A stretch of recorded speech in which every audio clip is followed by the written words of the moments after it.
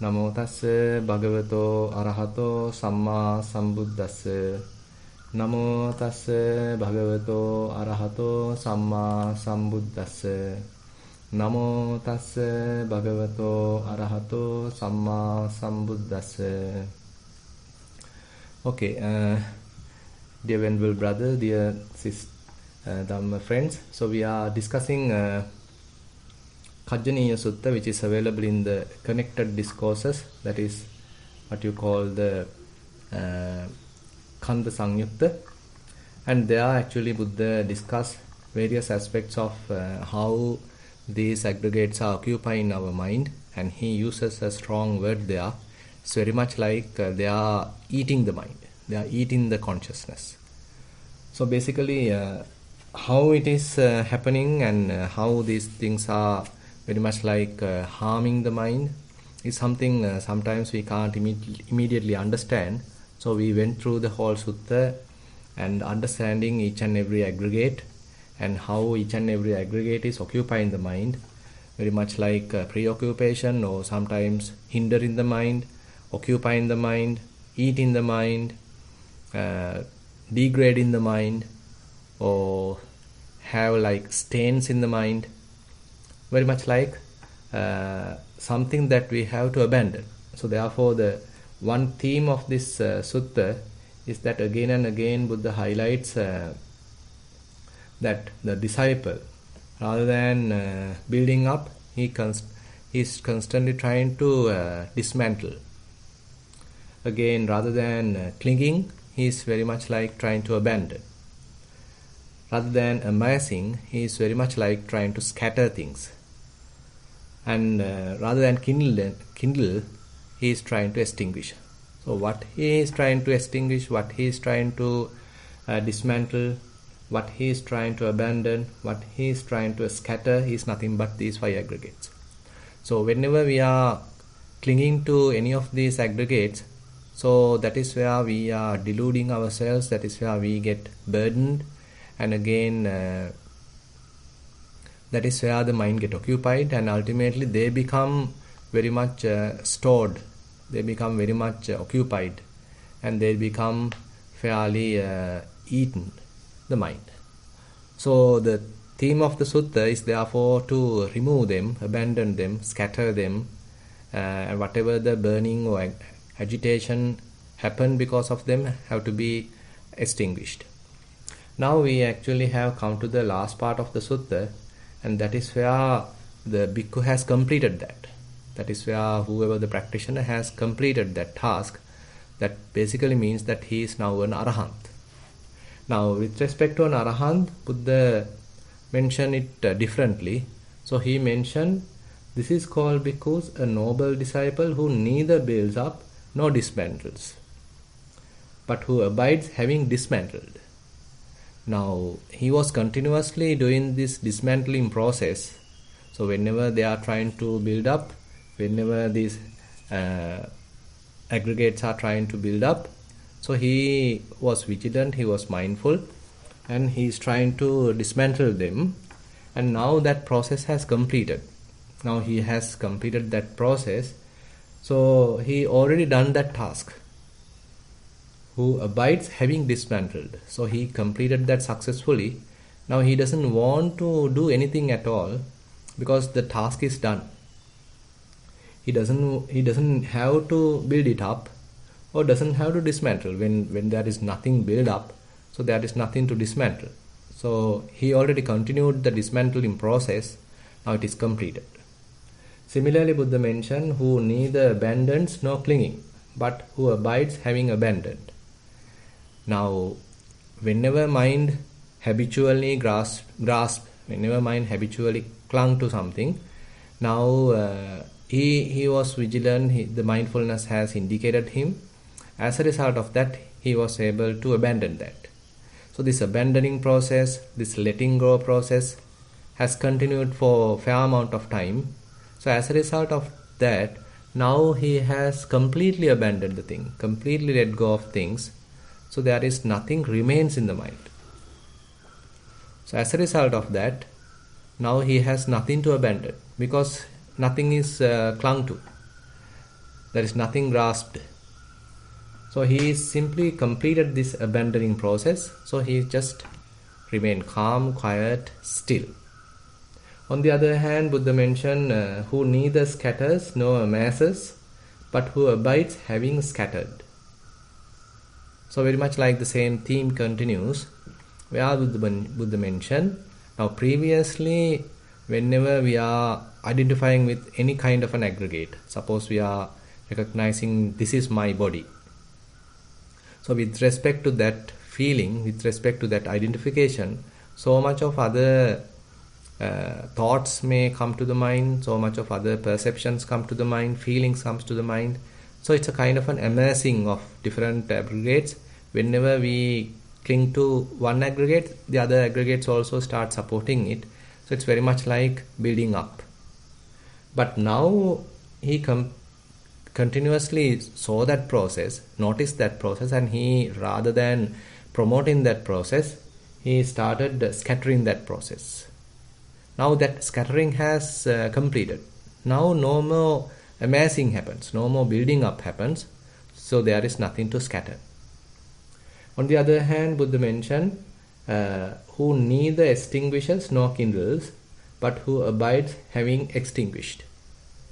Now we know the defilements, raga, dosa, moha, lust, hatred and delusion are the main roots sort of contributing to burn the mind, agitate the mind, kindle the mind. Now the process that the practitioner is going through is nothing but recognizing these defilements and slowly allowing them to pass away, allowing them to cease. So whenever a defilement arises in the mind, he noticed that using mindfulness, he understood it, he kept it under supervision or kept it under the mindfulness. He didn't panic about it, he didn't get agitated about it, he didn't get deluded by that, but keep it aside, notice that, observe that. So as a result of that, the trend or the potential of that defilement become weaker and weaker. So this process has continued again and again. It is not just once that we can completely eradicate a particular defilement.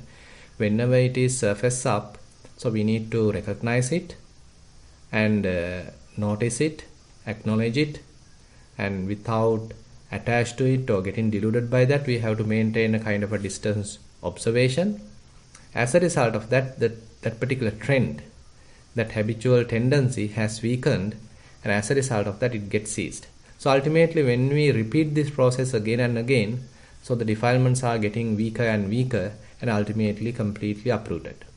So now this practitioner has completed that process. So there is no more defilements available. So there is nothing therefore to further extinguish. He has completed the extinguishing process. So whenever anger risen, there could be a little agitation, there could be a little burning.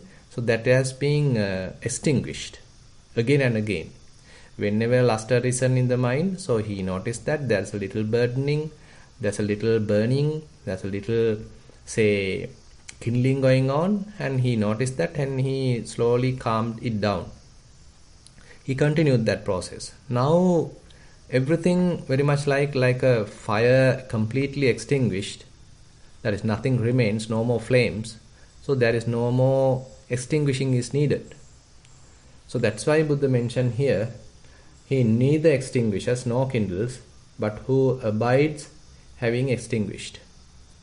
Now all these are with respect to aggregates that he completed, and now if we consider a little bit more detail about this process, so there is a beautiful sutta that you all are familiar with, that is called the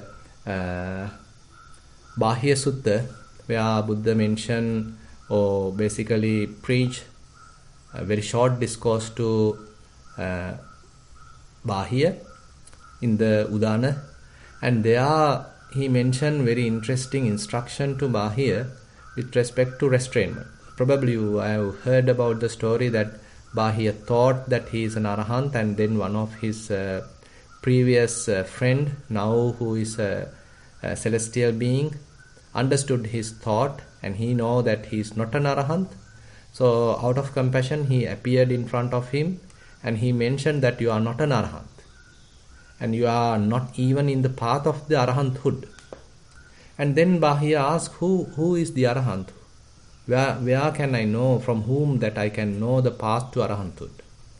Then that celestial being actually informed Bahya, there is one recluse called Gautama who is currently in the Shravasti and he is the arahant. And he is showing the correct path to arahanthood. So you better meet him. So inspired Bahya, so he immediately left Supparaka where he was and then reached the Buddha, and he again and again pleaded Buddha to preach him Dhamma. And actually at that moment Buddha was going on alms round, so he denied teaching at that time. During the alms round, so the monks are not allowed to talk, not allowed to preach, and so Buddha is following the same. So even when Bahya invited, so Buddha very much reluctant to teach. For the second time Bahya pleaded, Buddha was reluctant to plead. And the third time Bahya was requesting, and that time Buddha started preaching because the listener is so enthusiastic and he's very much Buddha might have seen that he doesn't have much lifespan.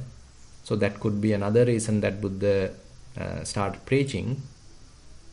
And Buddha explained him, ditte dittamattam bhavissati, sute sutamattam bhavissati, mute mutamastam bhavissati, viññāte viññātamattam bhavissati. Now this is the very advanced kind of restrainment that one has to follow. Ditte dittamattam bhavissati. So in the scene, that's it. Just scene is only. So you are not going beyond that. You are not going thinking about it. You are not allowing to occupy the sight, occupy the mind by the sight. Rather you keep the mind tranquil, you keep the mind unaffected, even though you have seen. Similarly, you have heard, that's it. There is no more proliferation, there is no more thought processes, mind remains calm, but you have seen, you have heard. Similarly, through the nose, through the tongue, through the body, one has sensed something, maybe an odor, maybe a flavor, maybe a tangible object, and it is being sensed, but that's all. There is no more further thinking process continues. There is no more mental proliferation, conceptual proliferation continues. So rather mind remains calm. Now this is, if we go to the other part, the viññāte viññātamattam bhavissati, that is where probably a kind of a mental object appeared in the mind and the person has cognized that. So he has noticed that. Now afterwards there is no more further proliferation, so mind remains calm, mind remains tranquil, and that particular mental object might have passed away. So this is in a way the advanced kind of training, advanced kind of restrainment that one has to follow. So Buddha immediately mentioned this restrainment, advanced restrainment, to Bahya. So that indicates that Bahya has fair amount of understanding and he already gained some practice, some skill, so the Buddha was able to directly bring him to this level. And in the Buddha Sasana, he is the foremost in the understanding of Dhamma, in the quick understanding. Now, once that is done, so that restrainment is completed, so then Buddha mentioned, so when you are capable of doing that, if you consider the seeing, so you are not in that scene, not in that sight. You are not gone into it. You are not making a self with respect to that particular sight. And again, you are not making a self at the observer side. And again, you are not making a self in between. Similarly, when you have heard something, you are not making a self based on what you have heard, and again you are not making a self based on the hearing process, or kind of a person who is listening, or you are not making a self in between. Similarly, when you have sensed something, it could be an odor, it could be a flavor, it could be a tangible. So you are not manifested there at the outside edge. That is at the odor level, that is at the flavor, or that is at the sensation level. Similarly, you are not thinking that I am tasting, or I am experiencing, I am sensing. So there is no I making at this end either, and there is no in between either. And whenever a mental object appeared in the mind, you are not identifying with that particular mental object. You are not making a self out of that object. And similarly, you are not thinking that I am observing, I am experiencing, I am thinking. That part is also not there, and there is no anything in between. And Buddha mentioned this is the end of suffering. Now this is in a way very brief, concise teaching delivered to Bahir, and this is something that Vipassana practitioners may slowly go through. As much as possible, one has to abide by this kind of a teaching. One has to practice one has to direct one's practice with respect to this kind of a teaching.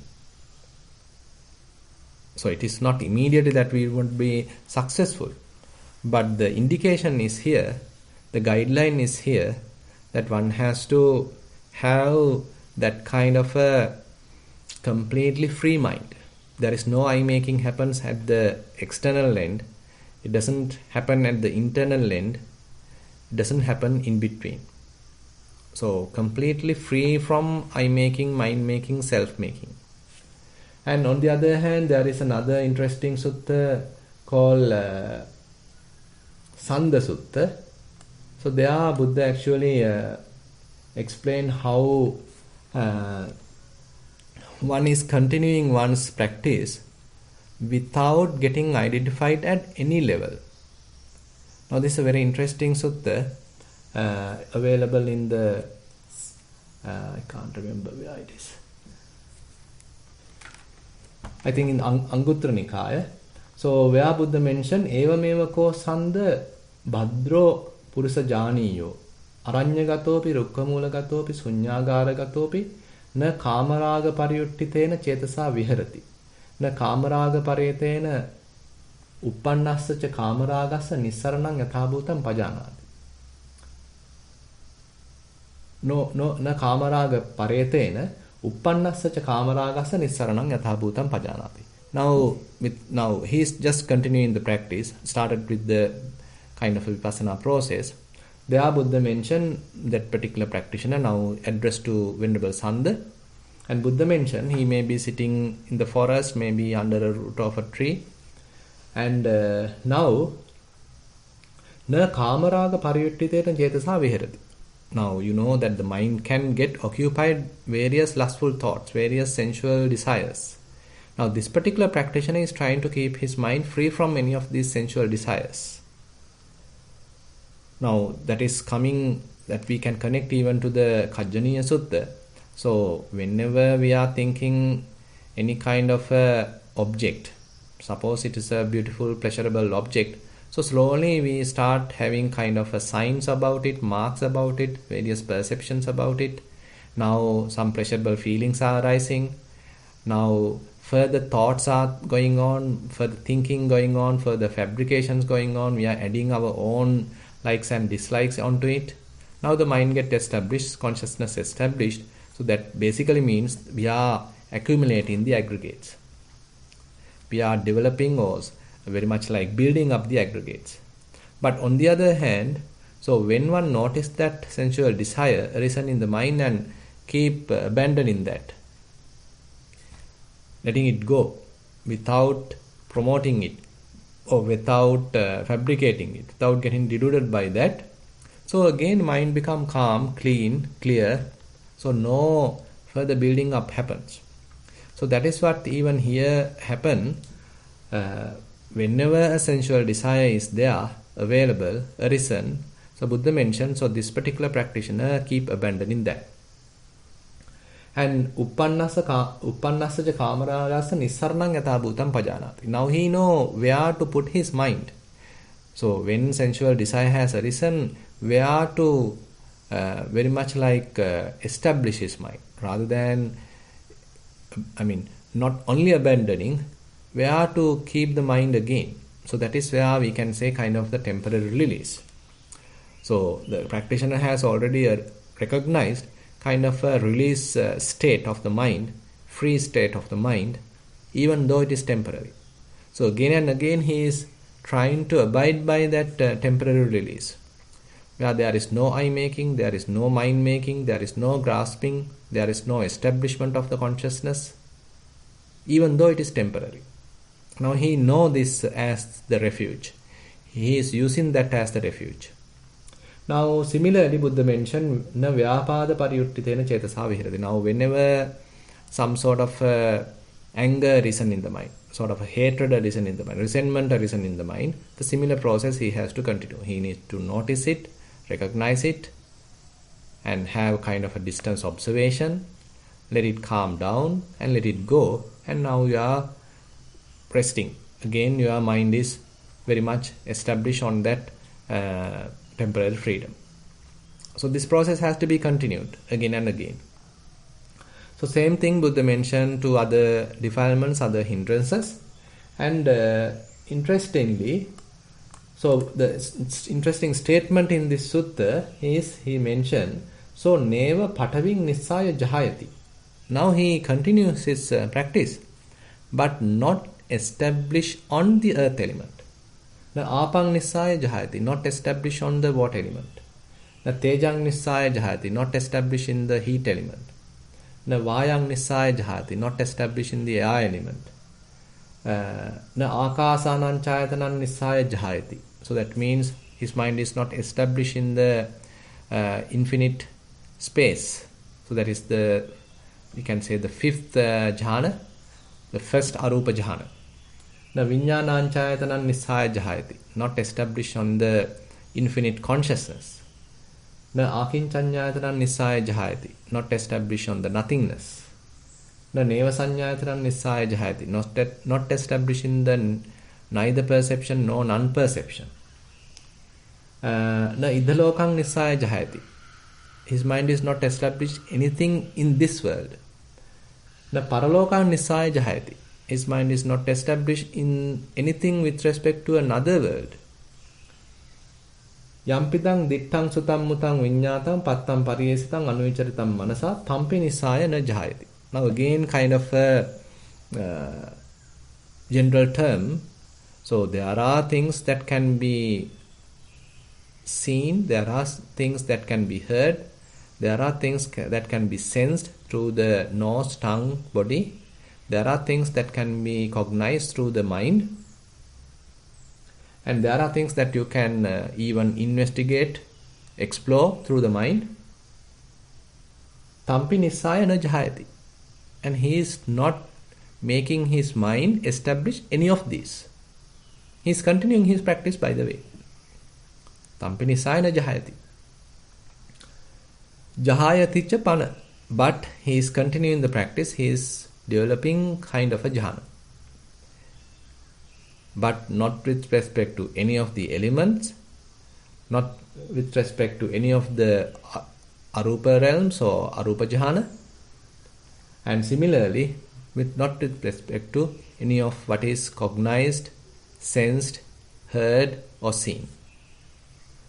Now evaṁ jahayanca pana sanda bhadrang purisājaniyam sainda deva sabbrahmaka sapajapatika arakava namassanti. Now this is same mention in the Khajjaniya Sutra, where Buddha mentioned, so this particular bhikkhu, even though now he is continuing his practice, but his mind is not established at any place.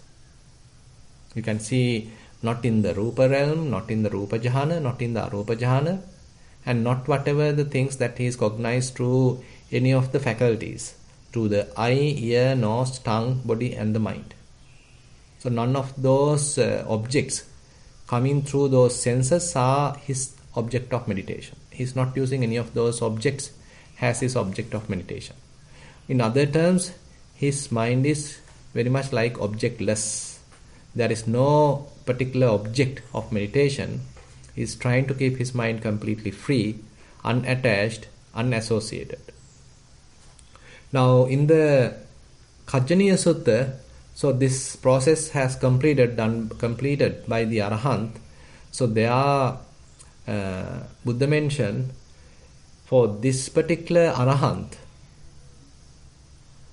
whenever he is being noticed or being venerated by the other gods, other celestial beings, other Brahmans, so they can't recognize the object of meditation. So probably the certain celestial beings, so whenever they are doing some sort of an investigation to another person, maybe a worldling, so immediately they can recognize what this particular person is thinking, because his thinking process has some kind of an object. Suppose that you are quite fortunate to encounter by a celestial being. Now this has happened say to many venerables during the Buddha's time. Certain things are recorded, and suppose they are thinking about a particular subject. Now even just now we discussed the Bahya Sutta. So just before Bahya become an Arahant, that he was thinking that he is an Arahant and he is already in the path to enlightenment and something like that, he was thinking. And that is being noticed by one of his previous celestial being, previous friend. He was a previous friend of Bahya, and now he is a celestial being, and he immediately noticed that. That means that particular celestial being can notice the reflection of Venerable Bahya. So that is where Venerable Bahya's mind is established somewhere. His thought process can be noticed. His thought process can be recognized. But on the other hand, the point here, what Buddha highlights, is that when an Arahant is in his released mind, so his thought process, where his mind established, is unnoticeable, not noticeable. So as a result of that, these Brahmas, celestial beings, become so inspired, and on the other hand they could have even become perplexed, because they can't notice the establishment of the mind of this particular Arahant. So their respect become more and more. So as a result of that, now they are respecting this Arahant, mentioning Namo te purisajanya, Namo te purisuttama, Yasate nyabi jahanama, Yampi Nissaya jayati. So Buddha mentioned, homage to you, O thoroughbred man, homage to you, O highest among men. We ourselves do not directly know, dependent upon what you meditate. Now these are very interesting areas in a way that we can explore. So now even though he is continuing with his practice, his mind is not established anywhere. So any others can't notice any of the object. As a result of that, they can't trace the mind of the Arahant. Now let me now come to another area. Now Buddha explained this state of consciousness as unestablished consciousness or unmanifested consciousness. Now, when we were discussing consciousness aggregate, one of the function of the consciousness is to select and get established on that particular selected object. Say for example, if there are many people around you, suppose you have noticed your son, your daughter, your mother, your father, so immediately your mind get established there, you recognize that person, you have your own likes and dislikes about him, and now you are being attracted to that particular person, and now your mind is involved there. Consciousness gets established, deeply rooted, drawn there, and even can lead to attachment, grasping, clinging, etc., etc. Now this is the one function of consciousness. When there are many things available and you may select one thing, and as a result of that mind get established, now you have kind of a dichotomy. Here I am and there you are. So that kind of a division happens because of this consciousness, when the consciousness get established. Now that happens throughout our lifetime, throughout our day. Say whenever we see something, whenever we hear something, whenever we go through some sort of odor, when we experience some kind of a taste, flavor, or tangible, or even when a thought happens to the mind. So we are able to distinctly recognize, we notice it, we give some prominence to it, we give a value to it, and now mind get established there. But on the other hand, when mind is not established, when one's mind is at least experiencing some kind of a temporary freedom, so at that time, even though you see things, your mind is not getting occupied by what you have seen. So that is where ditte ditta mattang bhavissati. So seeing is there, but mind remains calm. Mind was able to sustain its clarity. Mind was able to sustain its purity without it is being affected by what you have seen. Similarly, whenever you are hearing some things, so those what you have heard is incapable of penetrating into the mind and disturbing it and occupying the mind. So mind remains calm. Whenever you sense kind of an odor, whenever you sense some sort of smell, taste, and any kind of other tangible, the same process, you may notice it, but they can't penetrate into the mind and overwhelm the mind, occupy the mind, disturb the mind. Mind remains calm. When a thought happens even in the mind, so it may simply notice, it may let go of, but it can't disturb the mind, it can't occupy the mind. Mind may not go into conceptual proliferation. Now, at that moment we can say where the mind is established. It is nowhere. Basically, mind is not established anywhere. So that is why it is called appatittita vijnana, unestablished consciousness. And on the other hand, in that mind, nothing is being shown. That mind is not occupied by anything. As a result of that, so it is very much like empty. Now, if you can remember, last time we took a simile given by Katakurunde Jnananda Bhante, that the process of entanglement of consciousness with the name and form is very much like what happened in a theater. So when a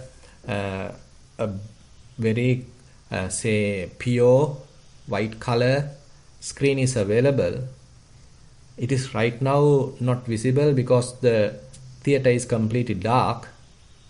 And when the projector projects some kind of image onto it, now it gets illuminated and that image is now appearing in the screen.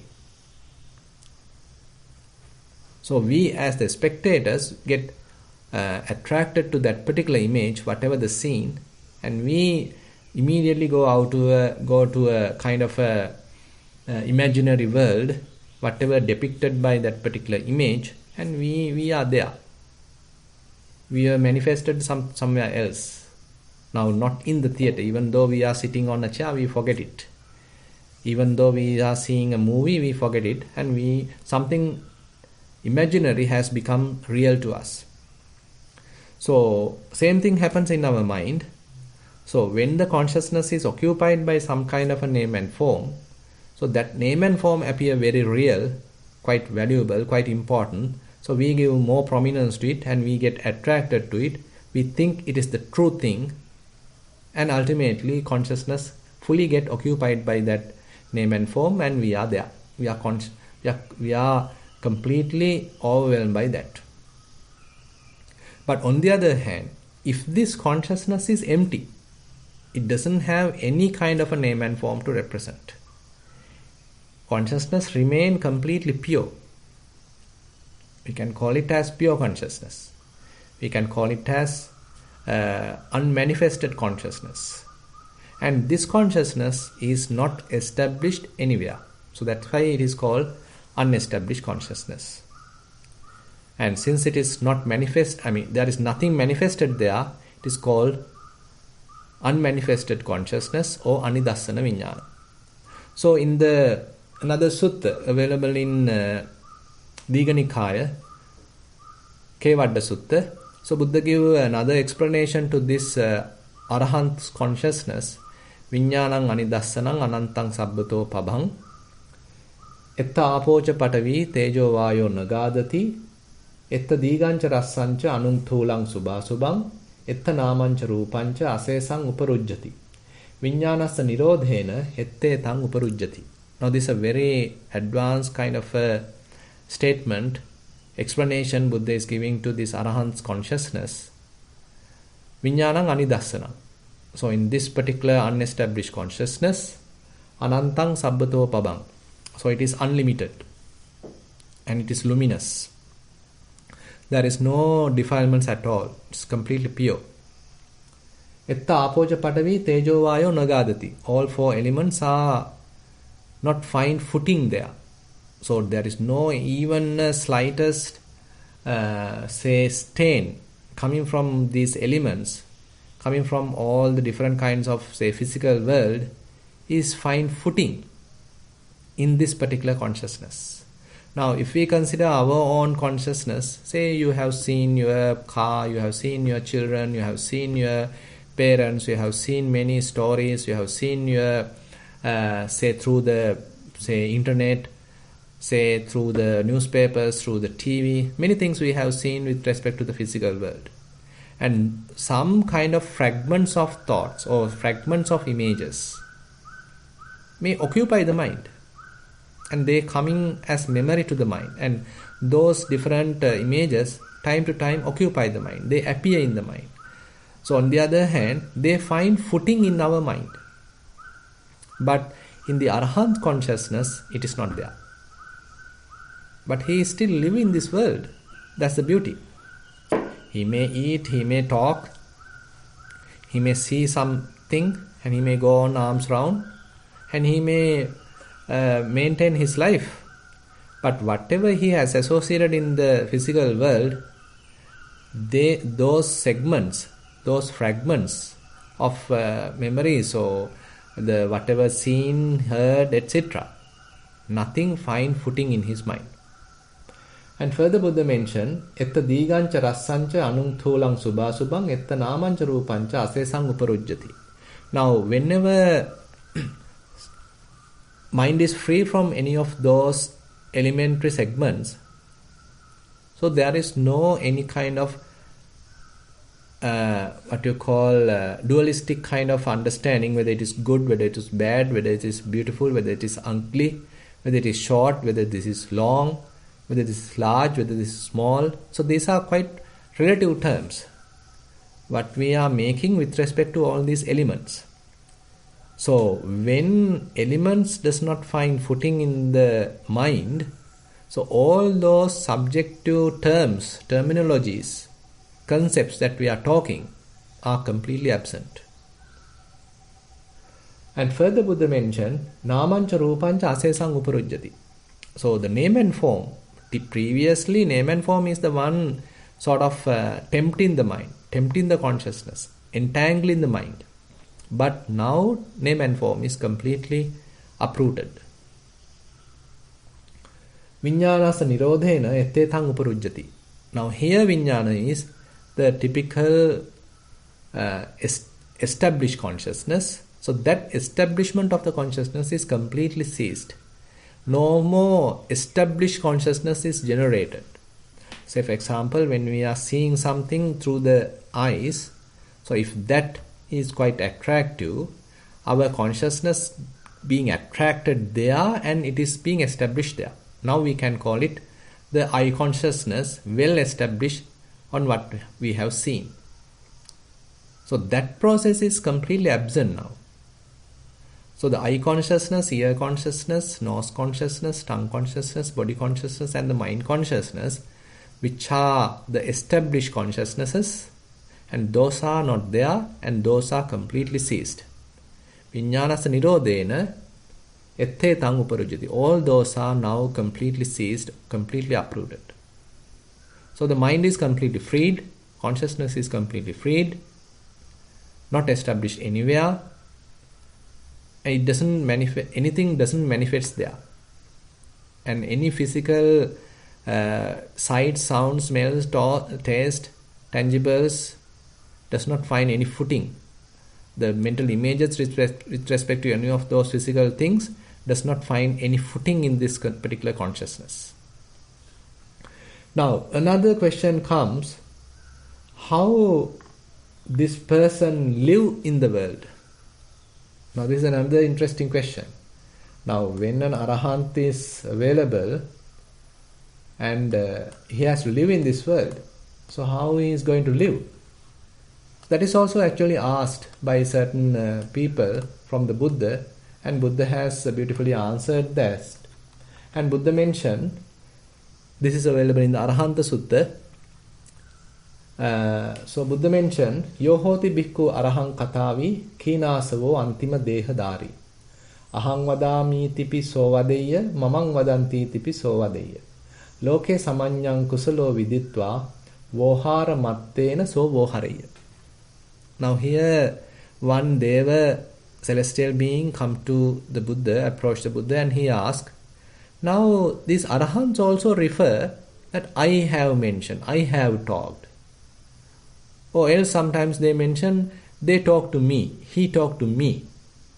Now this is very much like a conventional talking of a worldly person. So why these arahants are using like that? So that's the question asked by this celestial being.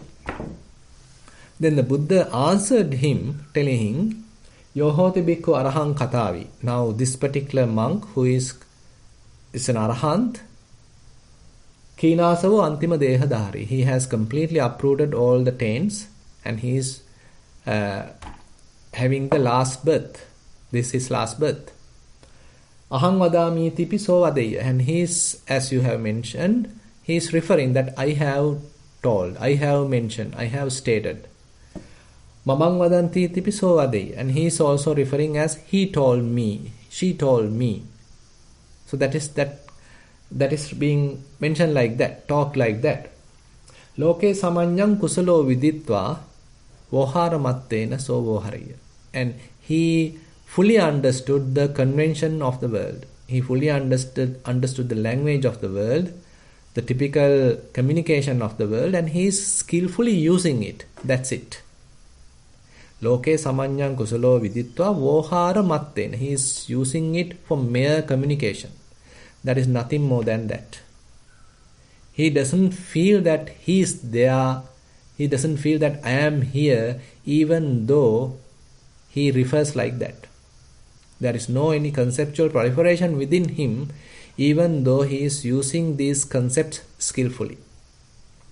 Now further, the same Deva further asked, now is he handling this because of conceit?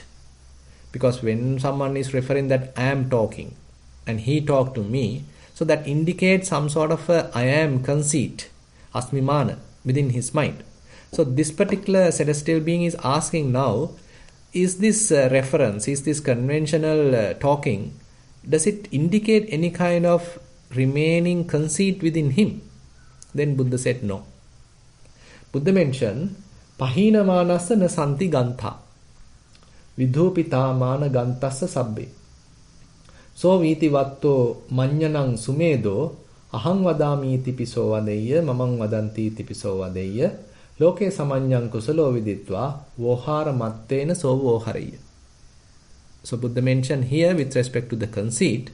So this particular arahant, he is using the typical terminology, typical conventional words.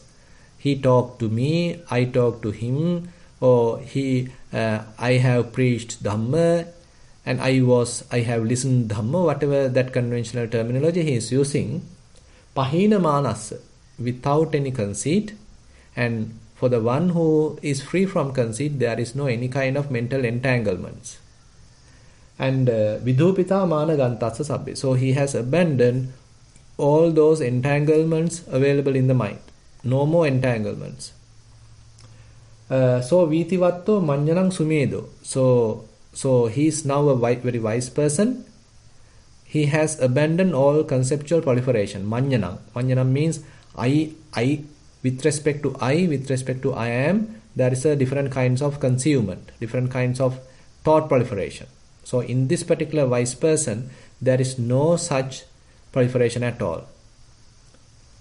So he is still referring, still using the terms I, me, mine, etc. but for mere communication. He doesn't identify with that. He doesn't go to any conceptual proliferation with respect to those terms. He is skillfully using the language. So this is how Buddha answered that celestial being. So with that actually we can understand, even though Arahants are fully maintaining unestablished consciousness, his mind is completely pure, he can still have the freedom to use a language. He still have the ability to live with the other people without any problem. So these are very interesting things that we can learn from Khajjaniya Sutta. I think we have discussed fairly this Khajjaniya Sutta for several weeks now. So with that note, I like to conclude Khajjaniya Sutta, this series, and now I open the session for questions.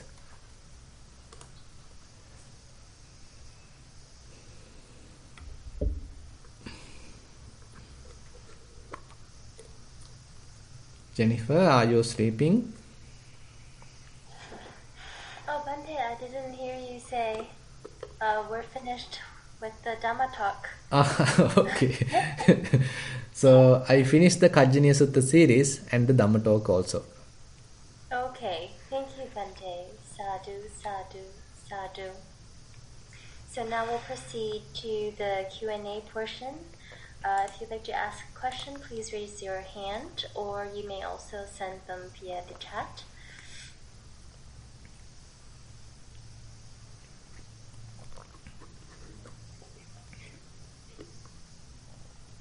So no question. Joseph is there. Okay. I'd like to invite Joseph. You may unmute. Thank you, Jennifer. Hello, Bante. Yes, how are you? Thank you.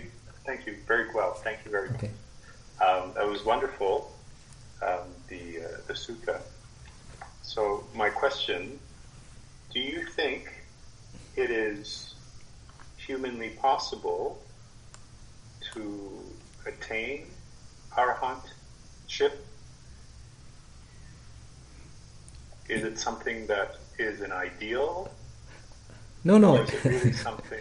Is it something that we today, as people today, can really aspire to, as like an actual thing that we can accomplish in this life? Yeah, actually, it could be. I mean, it could be very rare, the arahants available in the world today, but it is not something impossible. So that is what Buddha mentioned. If someone is following for Satipatthanas, if someone is following his teaching closely, so this world is not empty of arahants. So that's a statement categorically Buddha has mentioned. So therefore we can't say the world is empty of arahants. So there may be arahants available even today, and that's why it is encouraged to develop the path. And the point is that they may not come forward and mention that I am an arahant and pay respect to me, something like that. So it's very unlikely that the genuine arahants would say like that, because the I conceit has completely uprooted. So there is no any advertisements therefore, and there is no any self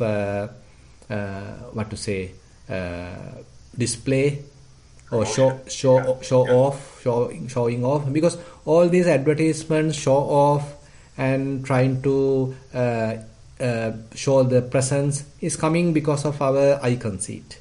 So when we think that I am here, I am a person, I am an individual, I am special. So that indicates the remaining ignorance we have, the remaining I conceit we have. But the Arahant, on the other hand is completely free from that. So when that is absent in that particular person, in that Arahant, so he may live like a normal person without showing off. So that could be another reason that why we can't hear telling that I am an Arahant from the genuine Arahants, because there is no any conceit within them. And on the other hand, we can still say, I mean, there are still the people who have say accomplished maybe the stream winning, maybe the second, that is the Sakadagami or Anagami. So those are, I mean, there are still indications available in the world. So, but as you mentioned, I mean, that someone is telling that I am an Arahant is very, I mean, unlikely if they are really genuinely Arahants, yes. Because it seems so, it seems so unlikely to accomplish such a task. Mm-hmm. It just seems so like difficult. And it seems so impossible to get to that. I mean, one of the things that I guess, playing the devil's advocate, like why this would be impossible, it would seem, is in part like one has to live in the world. Mm-hmm. So how would one go about then just sort of having, I mean, would one, in order to be an Arahant, have to be like a mendicant monk? Mm-hmm. Would that be the only possible way? Would it be possible for a lay person to accomplish such a task and have to sort of, have a living, maintain a home? I mean, those kind of seem like they would be in conflict. Like, I guess that's where it seems to me kind of like an ideal rather than something that might actually could be done. But, yeah. What are your thoughts on that? Yeah. So actually, I mean, if we consider today's world, actually we are being bombarded with so much of information, so much of simulations. So those are very intense. So therefore, it could be more difficult for us if we consider with respect to the people who were in the Buddha's time, because the Buddha's time and later, the things are very, I mean, simple, and their sense faculties therefore could maintain some amount of clarity, because it is not intense stimulation happen like today. But today actually intense stimulation is there, and with the technological advancement, so we are so much attracted towards them, and so that is what that could be a one strong reason that why we can't do it. But on the other hand, even layperson, so having understood the danger, so there is no difficulty in doing that, because I know there are many people even in Sri Lanka, so they are not watching movies, they are not watching even a TV, and they don't have a television, because they understood, I mean, the danger of that, because they are so attractive and they being attracted to that, and mind get occupied. So as a restrainment, they are not using a television. So likewise, I mean, there are still lay people, even though they are leading a lay life, so they maintain kind of a monk's life, they maintain some kind of a secluded life, because they understood this extreme stimulation comes through the media and comes through various other means, and they may go to a shop and all these things just to get what is necessary, but maintaining a very basic life, what is essential, without reaching out for so much of luxuries. And there are people doing like that. There are many people, not just one or two, that there are many who are doing that because they understood the problem. And for them, I feel it is still possible. So they are participating into meditation retreats, they are listening to Dhamma, they are dedicated their life to this understanding. So therefore, it is impossible to say that it is completely not possible today. It is not true. But on the other hand, there are people who are leading such kind of a spiritual life, and they understood the danger of the extreme stimulation. And as a result of that, they are slowly calming down senses, restraining senses, improving their Dhamma understanding, and trying to protect the mind, the clarity of the mind. So likewise, the purification process may continue. So as you know, it's a kind of a gradual purification. So when one understood the Sotapanna, that state, so slowly he may further consolidate that state by enhancing his understanding. Now the Dhamma may be more clear to him. Now further, with that further understanding, he may continue the practice. Now suppose that he is further weakening the defilements and he becomes a Sakadagami, the once returner. And his understanding may further improve and he further dwell according to the Dhamma. And now suppose he is becoming an Anagami, non-returner. And his mind may be further, pure. So likewise, he may see the path more clearly. And so likewise, the process is continuing. So, and even the Buddha mentioned in certain suttas, Dhammava dhamme abhisandeti, Dhammava dhamme paripureti, apara parang gamanaya. So this is in the Anguttara Nikaya, Buddha mentioned. So the Dhammas may come towards the Dhamma to fulfill that Dhamma. Now even though we do our practice as an individual, I am practicing, I want to become a Sotapanna, I want to practice. So that is how we have the ambition. But as we continue, so that I making, mind making may become less and less, but the Dhammas start to operate within ourselves. So the supporting Dhammas, supporting facilities, whatever the supports, may also come towards the practitioner because the genuine practice is going on. So the Dhamma is operating. So therefore, in that sense, we can say yes, things are happening, but might be less with respect to the Buddha's time. But the opportunities is still available. Therefore, many people are in the path, many people are practicing. So that is a good sign.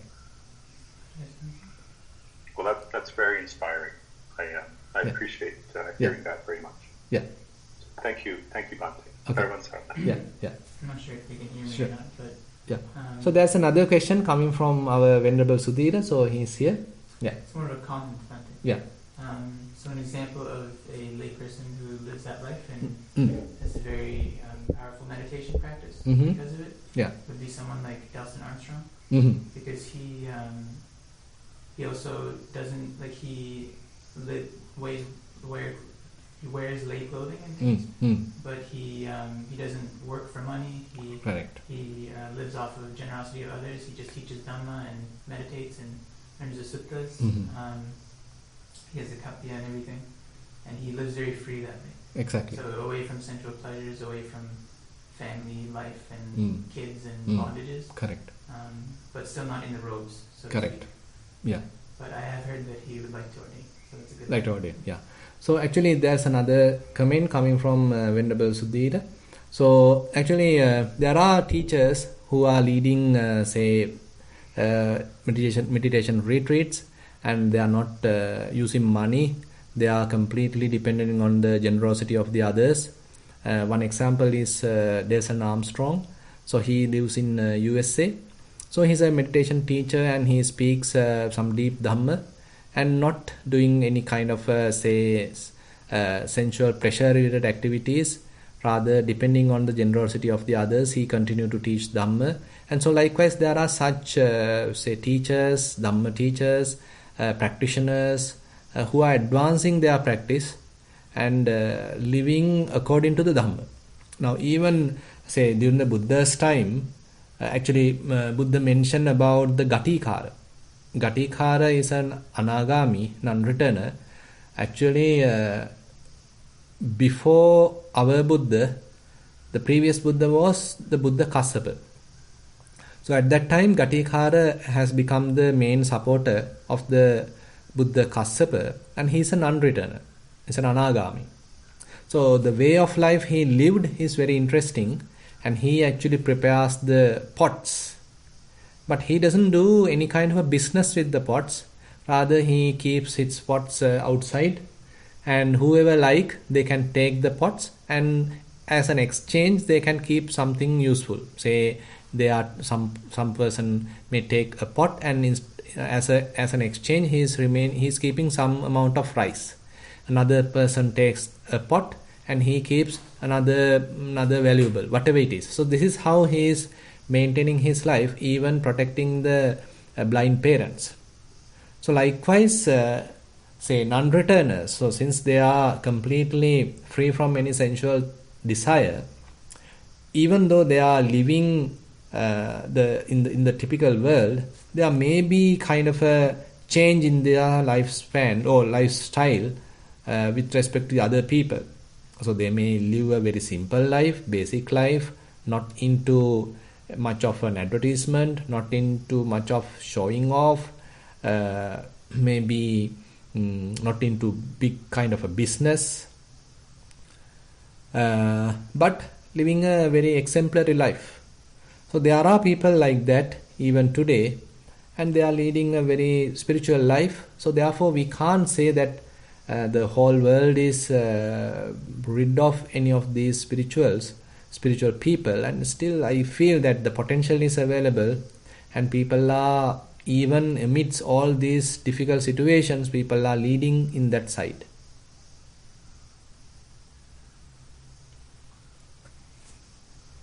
Yeah. Okay, thank you, Bande. I'd like to invite Darshika for the next question.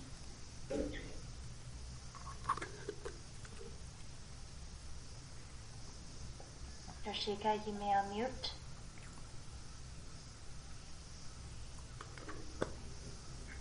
Can you hear me, Bante? Yes, we can hear you. There's a small question, Bante.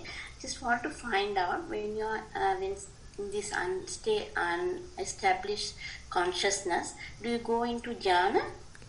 That's another interesting question. Now, so in the statement that we referred in the Sanda Sutta, so Buddha mentioned the consciousness of the Arahant is not established on the Patavi, not established on the Patavi, Apo, Tejo, Vayo, not established in the, say, Akasananchayatana, Vinyananchayatana, Akinchanyayatana, Nevasanyana, Nasanyayatana. So in other terms, it is not established on the typical jhana. Now, typically, when we are talking about jhana, it is very much like the consciousness is associated with the such kind of qualities pertaining to that particular jhana. But this is, we can call it differently. We can call it kind of noble jhana or whatever it is. So there, the important factor is mind is not fairly corrupted by the qualities of that particular jhana. Rather, mind is able to maintain its purity. So that's why Buddha particularly mentioned in that sutta, Neva Pataving Nissaya Jhayati. Now, if you consider the first jhana, if one is using a kasina, Patavi kasina for that, so mind become completely colored by the Patavi kasina. So even now here the Patavi Apo Tejo Vayo we can consider as the four first jhanas where one is using as an one example. So they are the typical practitioner. So whenever they attain first jhana, so if he is using Patavi kasina for that, the kasina completely has colored his mind. But on the other hand, maybe the Arahant may continue his jhanic practice, but his mind is not established there. So there are, in a way, we can call that it's a kind of different kind of jhana he may be continuing, where in the previous case, when a worldly person going through jhana, so the mind is established thoroughly with the object. But here, the mind is not established there at all. So you can get where you fall asleep and still wake up, and you're in the unestablished consciousness, or you're always you don't fall asleep and you're 100% aware of what you see. No, actually, even Buddha has slept. Now, you see, during the Buddha's time, now if we consider his daily routine, so it is mentioned that typically Buddha slept for 2 hours. So that means he is sleeping.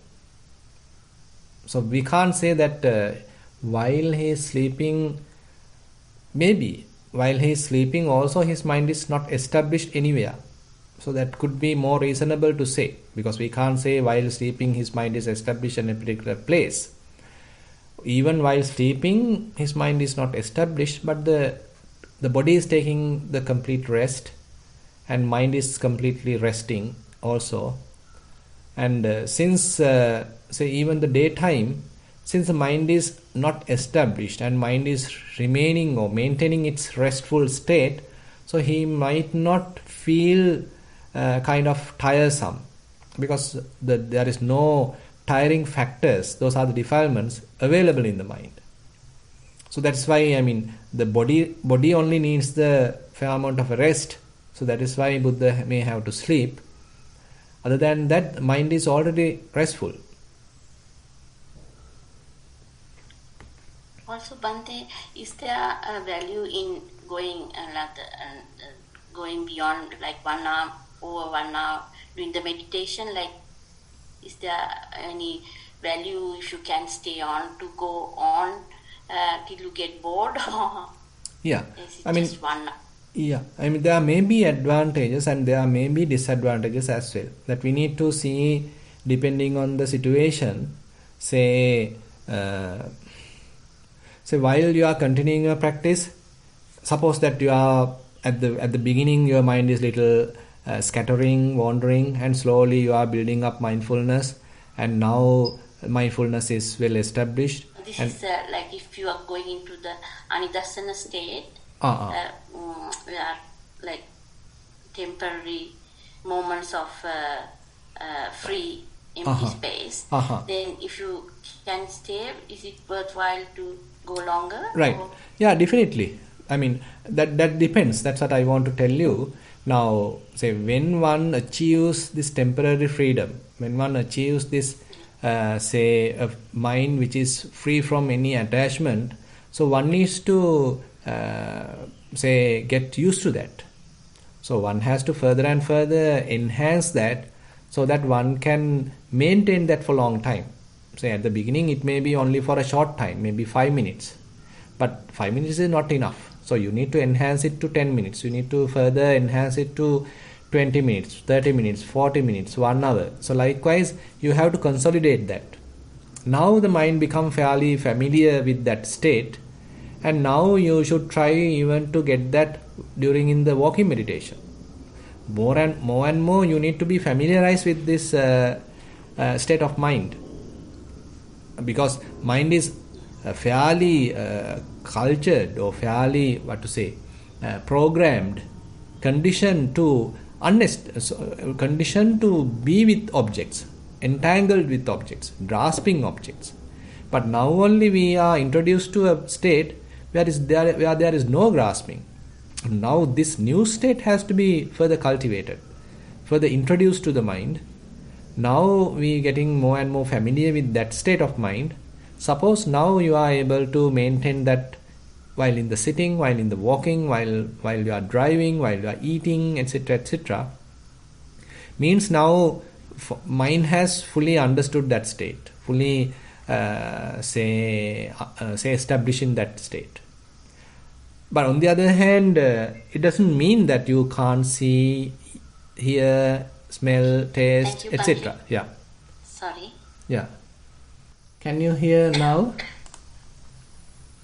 Can't? Now I can, yes. Okay. So then, so actually what I want to tell is that when we are able to reach the non-grasping state of mind, so that has to be further and further cultivated, and one even has to have it even in the while walking, while sitting, while standing, while say lying down, while eating, etc., etc. So likewise, it has to be a familiar state of mind. So more and more, when one is able to consolidate that, so that becomes one's nature of the mind. Now that actually builds up a lot of further wisdom, further insights are possible, because we were in a different realm, very much like. We were in the grasping realm. Always mind is occupied. But now one is in a different realm where the mind is not occupied. Like we discussed in the Khajjaniya Sutta. So one is abandoning things rather than established on things, rather than grasping things. So when that nature becomes one's very much like the homing state, so then cleansing the mind become more natural. It could be very much like natural progressing may happen. So because we are not fueling the mind onto the defilement side. Rather, we are abandoning things, scattering things, not grasping things, and so the practice is continuing, but no defilements, less and less defilements, weakening the defilements. So I hope the answer is clear. I think we can go to the next section from Upendra. Okay, thank you, Bhante. So we have a written question. The question says, when engaged in daily activities, can one have a state of mind where one does not establish consciousness on the tasks engaged in? Yeah, that is... so I think these are some gradual things. So I can't say that immediately we are able to have unestablished state of mind throughout the day. Throughout the, say, whole day, that there may be situations that again mind get entangled, again mind get established. So there could be ups and downs. But more and more one practice, so mind is now motivated with non-grasping. His objective is non-grasping. So even one is doing certain activity, so mind may able to remain calm. Mind may be able to remain pure.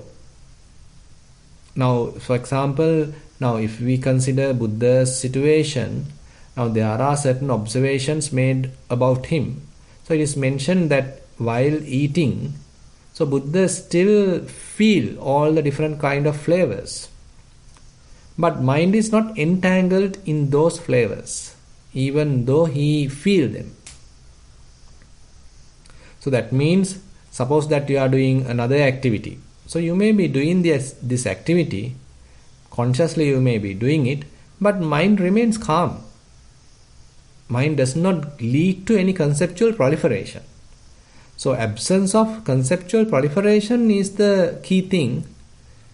It is not that you are unable to do anything. You may be able to do things, but the mind's involvement is the conscious involvement, but not the thinking level involvement. Time to time maybe volitions may happen, but that volitions also not lead into conceptual proliferation.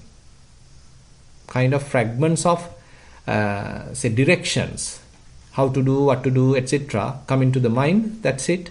You do it, but mind remains calm. I feel so this could be the situation. I can't say completely because I am not an arahant. So, according to the Dhamma, so this is what we can assume that's what's going to happen. Okay. All right. I'd like to invite Upendra for the next question. Thero Sarnai Bhante. Yes, Thero Sarnai. I just want to share a few experience and clarify something related to today's discussion. So, Bhante, now when I start walking meditation, not like all the days, I was actually walking on a hilltop with a beautiful path. So when I was just trying to practice walking meditation, first step when I kept there, I felt the first step, right foot touching the ground, and then my mind completely went out. So I was trying to observe, not like other days. I didn't take my mind back, or I didn't go with the no.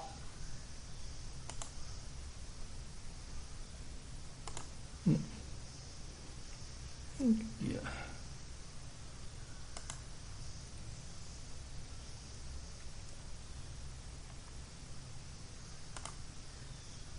I am just observing, and meanwhile now I feel everything right under my feet. I am just feeling touching my fingers on the ground and the empty spaces in between likewise. And meanwhile I was walking like this. There was one time where I was just going above and above, and I now still I can see myself. And suddenly at a time I saw a very beautiful pure white cloud on top of my head. And then after that, I was just still walking, meditating, kind of having consciousness on the walking meditation, kind of concentration. And then suddenly what happened, my kind of head opens up, and other days it just becomes, opens like kind of a black empty space, particles going here and there, but this time it's white. It's kind of white, gray mix sort of. But still I see some kind of clouds or layers in between that thing, but it's not clear, like can't see clearly, it's empty. So I was just walking like this, but I felt one thing, that I like so much to go away and observe. I felt that thing. And also another thing is I wanted to see the emptiness in it. So when I was just trying to, still I didn't go behind it. I still didn't go behind it. I just still observing. Then my mind kind of pushes me now. If you can see the between these layers, if I can see the emptiness likewise, like I used to be. So I was just trying to see. Then my mind says, no, your concentration is not powerful enough to do it. So then automatically what happened? I was in the walking meditation, I felt breathing from my left nostril. It was just breathing in and breathing out, and its variations. And meanwhile, things are getting darker, and then I feel kind of going in between that, inside that feeling emptiness, and with some light again, more emptiness likewise. Now what happened after that? I was kind of, my eyes are closing now while I was doing the meditation, and now my mind was saying, be careful, you might fall down from that rock, so likewise that hilltop. So be careful, but still I just let it happen and wait, see what happens. So what happens, then my eyes are now completely shut down, and I'm still working meditating. It goes 2 rounds here and there, but suddenly it stopped, and I just slowly opened my mind automatically, and I saw and keeping 2-3 steps from the edge, and then again I turned back, and it automatically happened. Then I just let it be and wait, just observe. And then after that I came to the sitting meditation. First time it was just again the same thing. Mind is going out here and there, but not that much, because with my in-breath and out-breath, it automatically just actually came to that sitting meditation, and I was observing. Then what happened at that time, at a stage, I was bending down, and likewise, and then I am again trying to straighten my back, and again trying to do the sitting meditation, and again it is bending and bending and bending, and there was no one in the temple. So I just let it happen, and I fell down from the posture, and then again I try to fix it, and again I try to straighten my back and try to start doing it, and it is again bending, but I feel so happy. Then again bending, then again I went to the normal position, and again straighten my back, and again I was observing the in-breath. I feel so relaxed. And then next time I feel now so when much well concentrated. Upendra, when you are doing it, where your mind is established, what have you taken as the object of mind? Initially, Bhante, actually nowadays I just observe. That's what I do. So what are the things coming to your observation? Mainly, Bhante, initial stages when in the walking meditation, and I just feel my feet touching the ground or the weight going left to right likewise. Then I observe that my mind goes out and he's doing his own analysis and he's just coming back again. That thing I observe. But when I do when I usually sit on for the sitting meditation, usually when I observe, usually in breath and out breath, I feel it like left nostril, right nostril, it changes the in breath likewise. Those things, then in between there's a gap, it becomes with short breath likewise. I just try to observe, it just observes. So I just let it happen and wait, but mind goes out sometimes. And at that time, when in the walking meditation, sitting meditation, when mind goes out, even in the past few days, automatically myself goes up and just observe. And I can actually, at that time, I can see the breathing going on. On the other hand, the sounds and other things and some energy particles here and there from the mind going here and there. Likewise, I just see things. Yeah. So I just let it be and wait. Okay. Yeah. So very much like, the mind is little bit of excess concentration, because we need to balance. Yeah, we need to balance concentration with the mindfulness. So it's better always keeping the mindfulness in the front and keeping concentration under the purview of the mindfulness. Say you are always have kind of the concentration under control with the mindfulness. So, but on the other hand, the time to time the concentration can take the upper hand, and then it starts to bring you to different levels, and those are some concentrated states. By the way, these things may slowly disappear, because at the beginning of the practice, while we are going through it, so the concentration, when it is so powerful, it can bring ourselves to different levels. Say, as you mentioned, very much like you perceive that you are in a far away place and you are observing things, and you may be very closer and then observing things. Likewise, different perceptions can happen when the concentration is say high.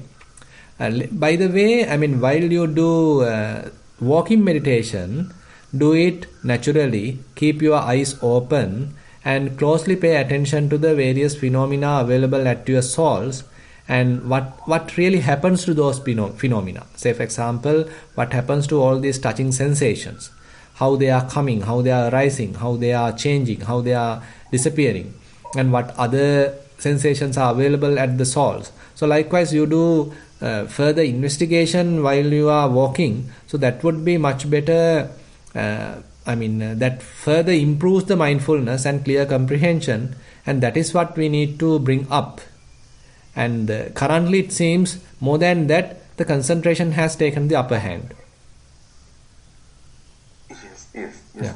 But I actually yesterday what I did was I went through around three cycles like that, and then I mindfully I wanted to observe now. Was it still going and going? Is it okay, Bhante? You mean while sitting or while walking? Walking, Bhante. While walking, what happened? Just mind again going out like that and coming back. So I was observing around 3-4 cycles like that. And then what I did was I deliberately now waited and observed. So after that, was it able to establish on the sensations happen on your foot? Yes, Bhante. Okay. Actually, when I call back, it automatically happens. Okay, that means fine. Without any problem, I can do it. Fine. So then continue to do that, because this careful observation is important. So that is the place where improving clear comprehension, mindfulness, wisdom, etc. So that is the place that we need to work at the moment. So once that is fairly fulfilled, fairly improved, then mind lets go of everything and may reach another level. So till that we need to continue this observation. Yes. Okay, Bhante. Yeah. Bhante, then there's a little bit of clarification. Now in that Sutta teaching, Bhante, you mentioned now unestablished and not touching the emptiness, right? No. Unmanifested. Unmanifested. So it is very much like empty. It is very much like touching the emptiness. Emptiness, and even that is not entangled. I mean, not going behind the emptiness also, right? No, emptiness basically have nothing, no. So there is nothing to get entangled. So that means Bhante, no canvas. Is that what we mean atanyata? Yeah, exactly. Right. But then the atanyata, is it actually with the sovan stage also? With the sovan level also, do they have it? Or the could be. Completely? Yeah, it could be possible. Yeah, that's why. I mean, the direction of the Buddha is that to maintain atammeta at every level. Say, even when one becomes, say, first jhana, then Buddha mentioned that atammeta buddha bhagavata. So there also you need to apply atammeta rather than getting identified with the first jhana. You have to keep the mind free from, say, have its kind of a freed mind. And even when, say, you go to Sotapanna, or even before that, say you are practicing vipassana. So when you are able to recognize temporary freedom of mind, that indicates that the mind is in atammeta. So it is maintaining atammeta. Atammeta literally means that you are not identifying with anything. And you haven't become anyone either. Okay, Bhante. Okay. Right, Bhante. Right. So the same thing we can say Nirguna Vijnana also. Yes. Many terms are there. Yes. Okay. Yeah. Bhante. Thank you very much for your time. Okay. For everyone. Okay. Thero Saranai. Everyone Sanai.